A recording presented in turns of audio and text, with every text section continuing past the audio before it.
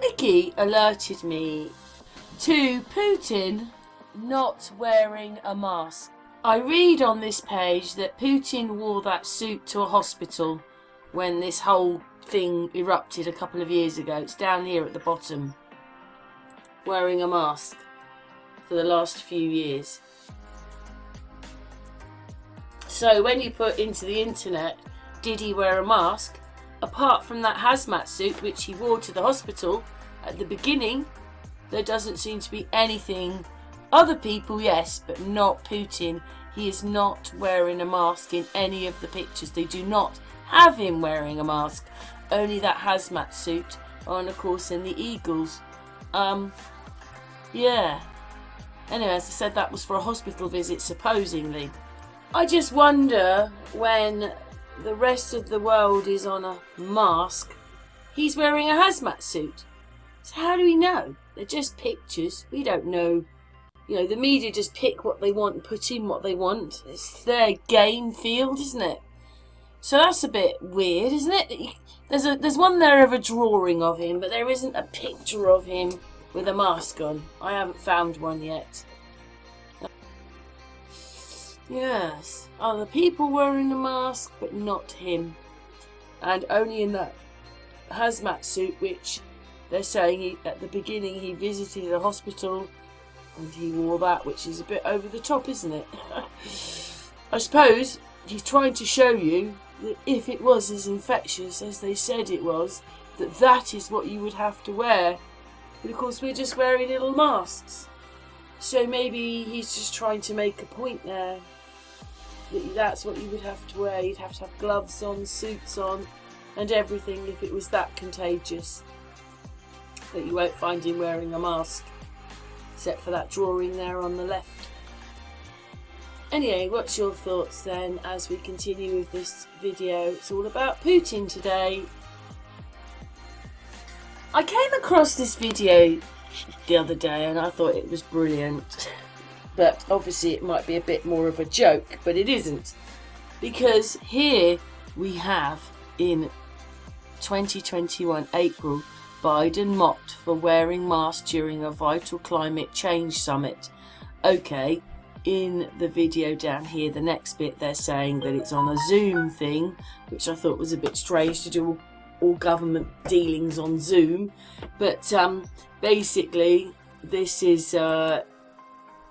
he is afraid he'll give him, supposedly, this is roughly what he said. But when I looked at the person who put this video out, they said that it was a bit of a joke. But something did happen, because it's here in The Sun have put it out. Joe Biden has been mocked for wearing a mask during the Vital Change Summit with Vladimir Putin and other world leaders. Страны была поставлена задача существенно ограничить к 2050 году накопленный объем чистой эмиссии в нашей стране. Пилотный проект по формированию системы углеродного ценообразования. Убежден, борьба за сохранение климата, конечно же, призвана объединять усилия всего мирового сообщества.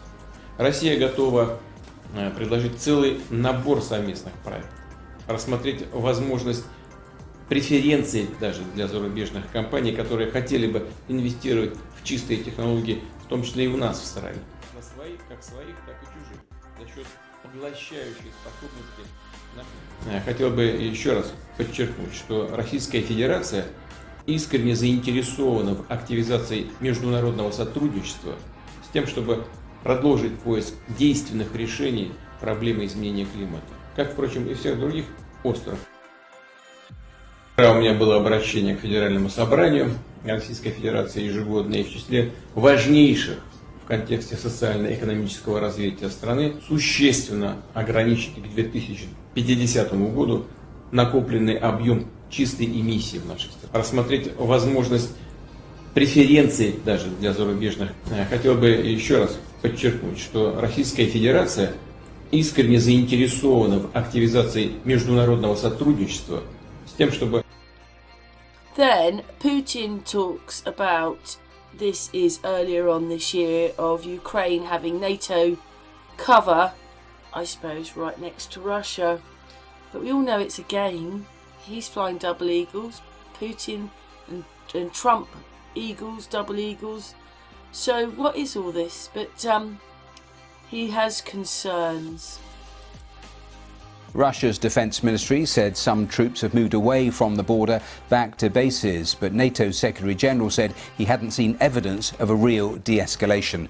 The British Prime Minister added the intelligence scene on Ukraine is still not encouraging.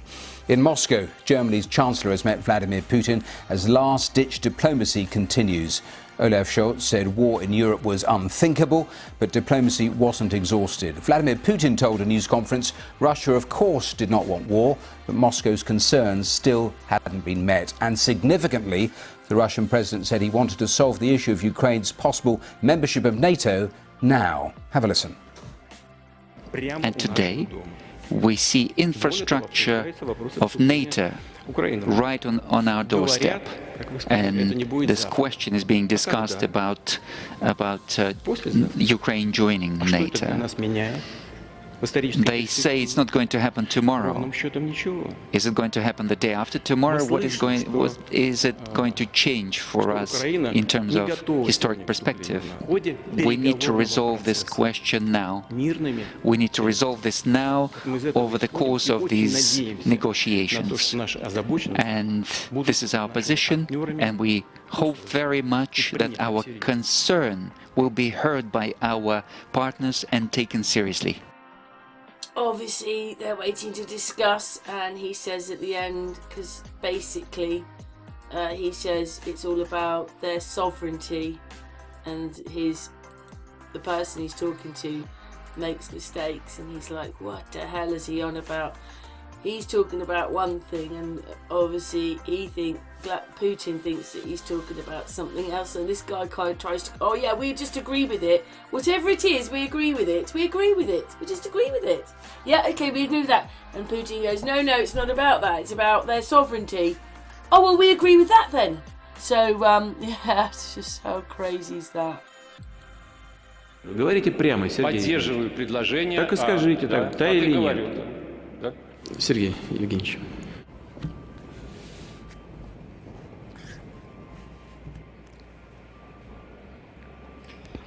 Уважаемый Владимир Владимирович, Говорите прямо. согласился бы с предложением Николая Платоновича о том, что нашим, так сказать, западным партнерам можно дать последний. Мы должны принять то решение, о котором сегодня говорится. Значит, в противном случае вы предлагаете начать переговорный процесс? Нет, я... Или признавать суверенитет их? А я Говорите прямо. Я поддержу предложение о признании... Поддержу или поддерживаю? Говорите прямо, Сергей. Поддерживаю предложение... Так и скажите, да или нет? Да?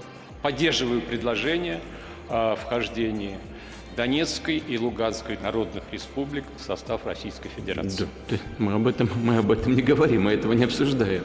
Мы говорим о признании их независимости или нет.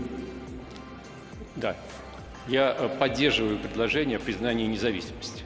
Хорошо, пожалуйста, садитесь, спасибо. This probably sheds light on what it's all really about.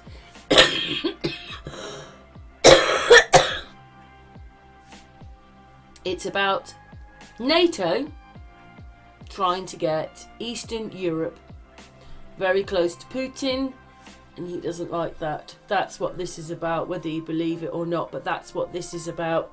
Something totally different. It's not about Ukraine, it's about NATO and America trying to take, well, looking like America's trying to take over the world. That's what this talk is about. Anyway, after this, the video's finishing, so leave your thoughts. To the latest on Russia and Ukraine. Russian President Vladimir Putin speaking for the first time in weeks about the crisis and placing the blame on the U.S. and its allies. Our senior foreign correspondent Ian Pannell is there on the scene for us in Ukraine. Good morning, Ian. Yeah, good morning, Robin. We're in one of these many frontline towns between Ukrainian forces and Russian-backed rebels. You know, there used to be 800 people living here. Today, there are only 90 left. And with the world watching and worrying about these Russian troops at the border, Vladimir Putin speaking out, criticizing America and the West for, quote, ignoring our concerns. He thinks that NATO has broken promises by expanding into Eastern Europe, which he sees as a threat. Quote, as the people say, they played us, simply lied. Of course, the US rejecting that, saying Russia's the aggressor by invading Ukraine and gathering these troops at the border. Meanwhile, American fighter jets taking part in pre-planned military exercises in Estonia. No diplomatic breakthroughs yet, but the good news is that both sides are agreeing to continue talking. The bad is that the differences between the two still remain, and the greatest danger is right here. One small misstep between Ukraine and these rebel forces could potentially ignite a much greater conflict. Michael? Hopefully they can talk their way through it. Ian, thank you so much.